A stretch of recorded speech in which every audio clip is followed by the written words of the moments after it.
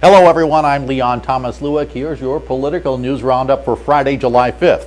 The political situation in Egypt remains in turmoil, with the military having suspended the constitution and ousted President Mohamed Morsi. The military deposed Morsi after days of protest by his opponents, who are angry about his ability to improve the nation's economy. Today, supporters of Morsi staged demonstrations of their own. There were reports of gunfire and other violence during those demonstrations near the building where Morsi was believed to be being held.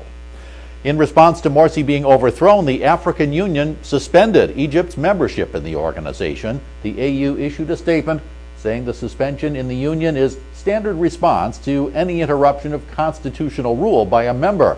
It said the suspension will remain in effect until Egypt restores constitutional rule. Back home, the political reaction to today's job report has been unsurprisingly mixed. This morning, the Labor Department reported the creation of a better-than-expected net 195,000 jobs in June. The unemployment rate held steady at 7.6%.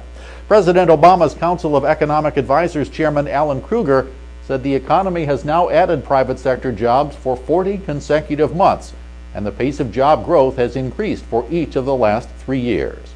Republican House Speaker John Boehner acknowledged that there has been good news in the report, but said economic growth is still tepid, the unemployment rate is far too high, and said the president continues to promote policies that undermine robust job creation.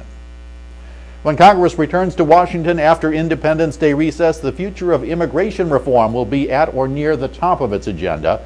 Before it went on break, the Senate passed an immigration package. The Congressional Budget Office now out with a report saying that bill, if it becomes law, would cut illegal immigration by 50%. That's largely due to the near doubling of Border Patrol agents called for in the Senate measure. House Speaker John Boehner has said the Senate bill will not come to a vote in the House, but that the lower chamber would likely develop its own package, with the differences then being worked out in conference committee if the House version passes. That's your political news roundup for Friday, July 5th.